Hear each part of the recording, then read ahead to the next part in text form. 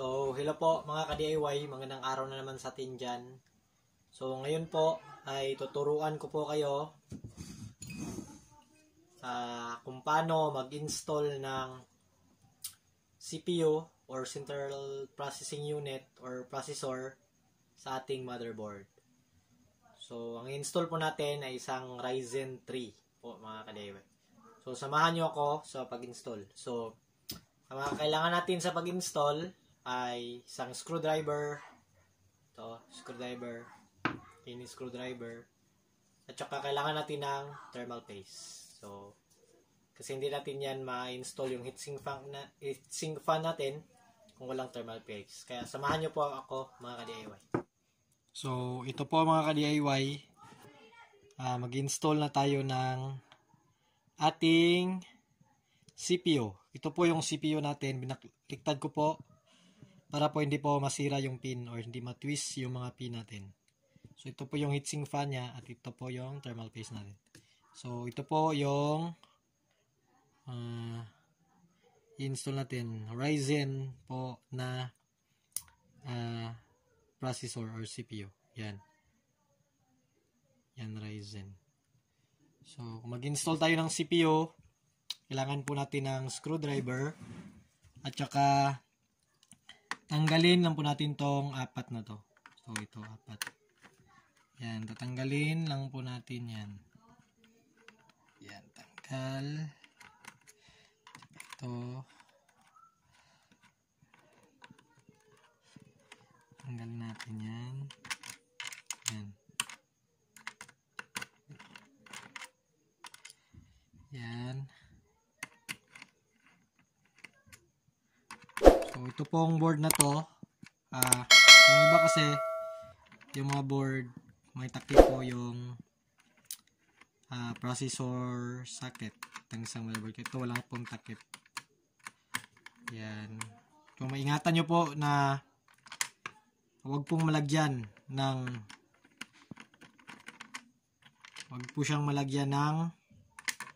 mga dust or dumi para po di masira. Dapat nasa proper place kayo kung magbukas kayo nito para hindi yan.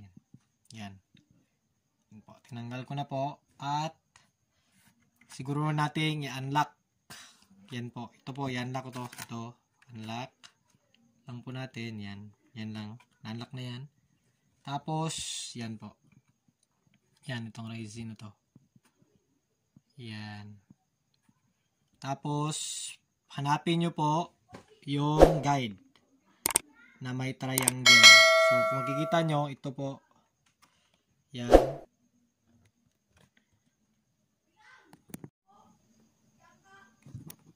Yan. May triangle sign dyan. Yan, triangle.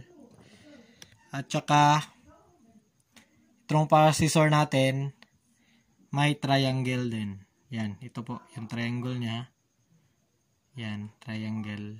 Tapos, yan po, itapat nyo lang po yung triangle. At saka ingatan nyo po, wag nyo pong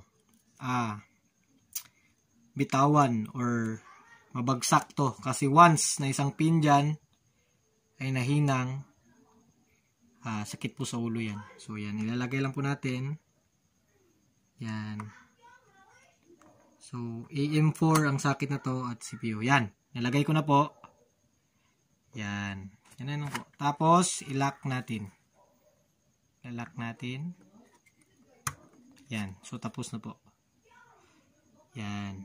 Tapos, ito yung sinasabi ko, maglagay na tayo ng thermal paste. Konti lang lagay natin. Ito. Lagyan natin siya ng thermal paste.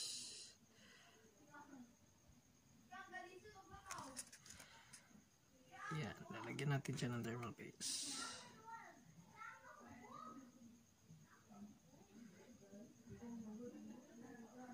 Tingin ko marami na yan. Okay. Yan. Tapos kapit natin tong ating heatsink fan.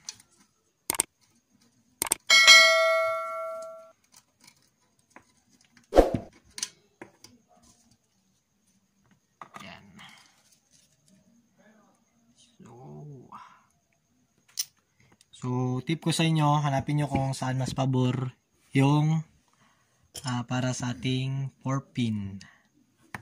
So, yan po.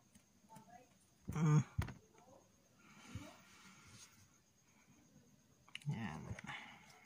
Tapos, lagay nyo lang po.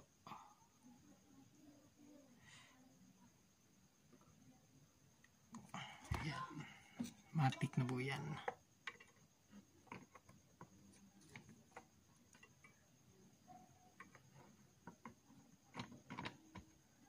Yan. Yan. Lagay ko na po.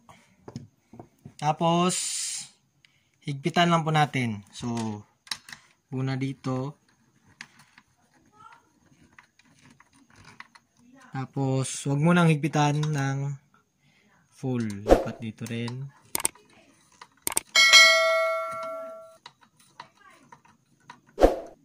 Yan.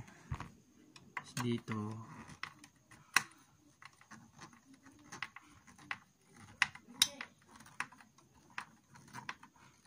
Tapos dito.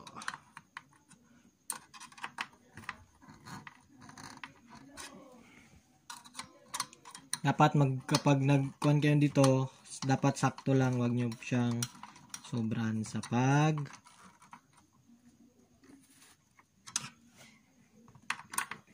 ang sinasabi ko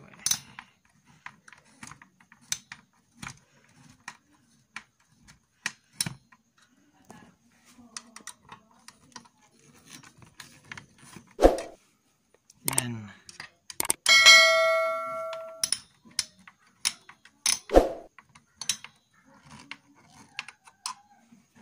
Ito.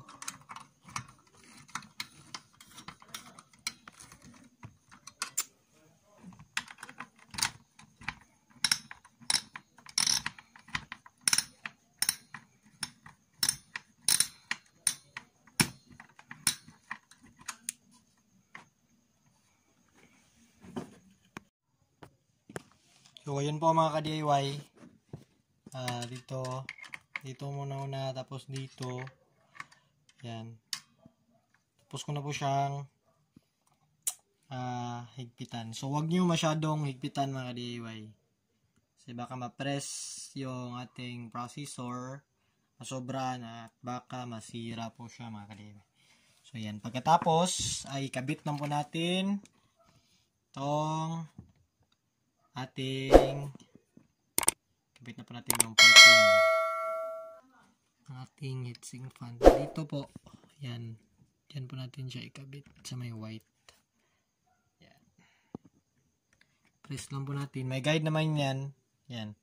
Hindi ka magkakamali dyan kasi may guide. Tapos yun na. Tapos na pong ma-install yung processor natin. So, yan. AMD. So, sana po makatulong mga ka-DIY. So, DIY, do it yourself po. So,